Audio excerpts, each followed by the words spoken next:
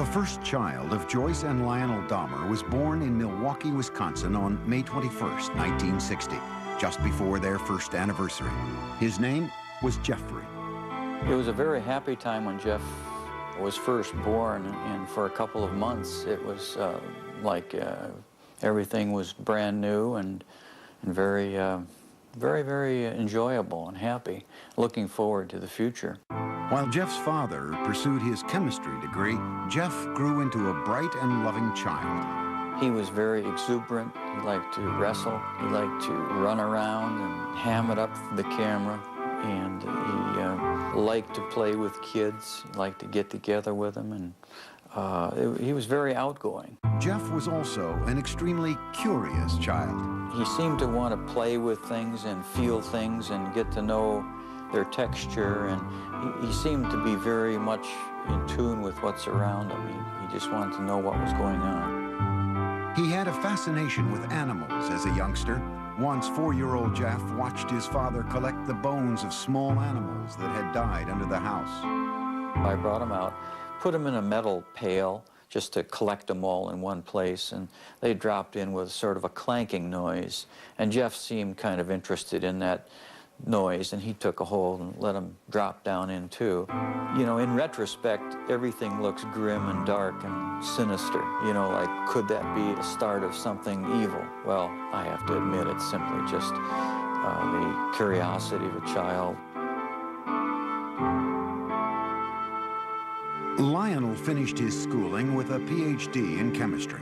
The family moved to Ohio, relocating 3 times before settling down on a nearly 2-acre wooded lot in the town of Bath, an hour's drive south of Cleveland. It was then that Lionel began to notice the previously gregarious Jeff had become shy and withdrawn.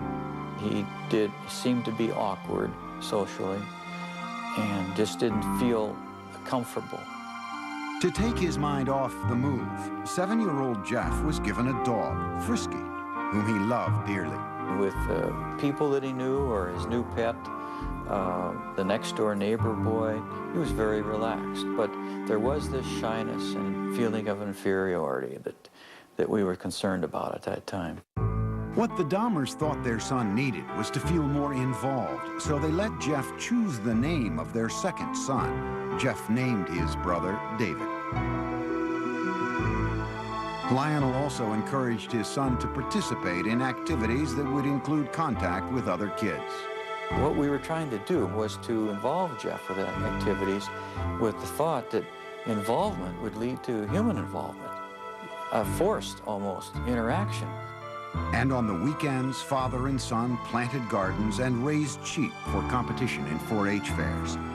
To commemorate their gardening days, young Jeff gave his father a handmade card with a poem. There's a picture of me eating an ear of corn on the front, and Jeff says, "The squash and the pumpkins can never compare to the kind of dad who has curly hair." And it says, "This poem is from Jeff, and I love you to death." When Jeff was 10, his mother was hospitalized and treated for anxiety. From there, his parents' marriage began to fail. Jeff's fascination with nature and small animals continued into his teenage years, when he became curious about what they looked like on the inside. For specimens, he collected roadkill. Riding around the country roads in Bath, carrying garbage bags, Jeff searched for carcasses. Jeff brought the roadkill he found into the backyard of the house, and there in the secrecy of the woods, he dissected the animals. I really have become convinced that that was sort of the starting point in this downward spiral of his. And it was associated with his puberty.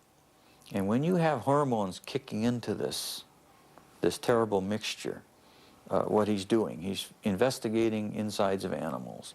And his sexuality was developing at the same time. Teenage Jeff was discovering that he felt sexually attracted only to men.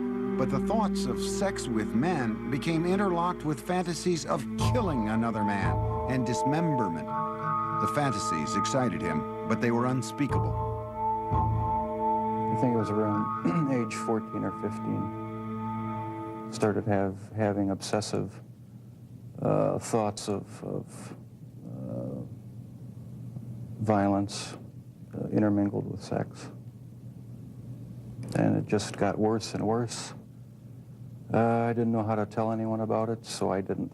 I just kept it all inside. The fantasies included lying next to an unconscious man. For the first time, Jeff's fantasies crossed the line from his mind into action. He devised a plan. He would knock out a local jogger with a bat and lie next to him. On the day he opted to wait for his victim, the jogger didn't run by. He never attempted the clubbing a second time. As he entered high school, his sexual fantasies traumatized him. To escape, he began drinking. On the way to classes in the morning, he would fill up a cup with hard liquor at a friend's house. And I remember sitting next to him in a first period, I believe, history class, and he had a styrofoam cup of scotch, I believe it was scotch. I remember saying, "Jeff, what is that?" And he threw his head back and he shook it and he said, "It's my medicine." But clearly he was getting drunk at 8 o'clock in the morning. At home, Jeff was watching his parents' marriage dissolve. When their bickering escalated to open fighting, he retreated to the forested backyard, slapping tree trunks with sticks.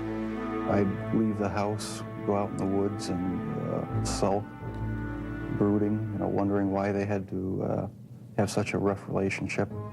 He remained aloof with few interests and no close friendships, but he still seemed to have a sense of humor. On the high school tennis team, Jeff spent most of his time goofing around rather than playing a serious game. But more often than not, the jokes were at Jeff's expense. He gained a reputation as the class clown. Acting out in a bizarre or unexpected manner became known at his school as, quote, doing a Dahmer. All of a sudden, you'd be walking down the hall and you'd hear someone yelling and hollering and running through the hallway, and it's Jeff Dahmer in the middle of the day, running, flapping his arms, yelling, hurricane drill, everybody hide. At one point, Jeff collected money from classmates in exchange for a show at the mall. And a woman is handing out samples of sunflower seeds, and Jeff is taking one, and then another, and being very polite, like he always was, and then just spits them out all over the place, and starts yelling at the top of his lungs, "I'm allergic, I'm allergic, I'm allergic," and runs away. During his junior year, Jeff went along on a school-sponsored trip to Washington, D.C. And Jeff said, "I have an idea, let's go see the vice president." And we sort of all laughed and said, "Yes, sure, the vice president." Jeff went to a payphone. When he returned, he announced that they would be seen in the office of Vice President Walter Mondale in 2 hours. He had explained that we were high school students from Ohio working on our school newspaper, and we were in town for a week, and could we come and talk to someone in the vice president's office? His slick talking worked. Dahmer had gotten his classmates inside the executive office building to meet with Mondale. In the classroom, Jeff was something of a model student. Very polite to adults, dressed very nice, very respectful to teachers. Did his work. He could be an A student if he wanted to. Other times he would fail a class because he had no interest. He could be very polite with very good manners. Yes, sir. No, sir, when he spoke with teachers.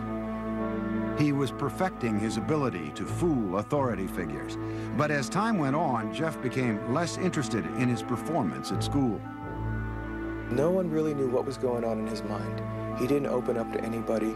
He didn't have any close friends. And he had really slipped away from his social life the older we got in high school.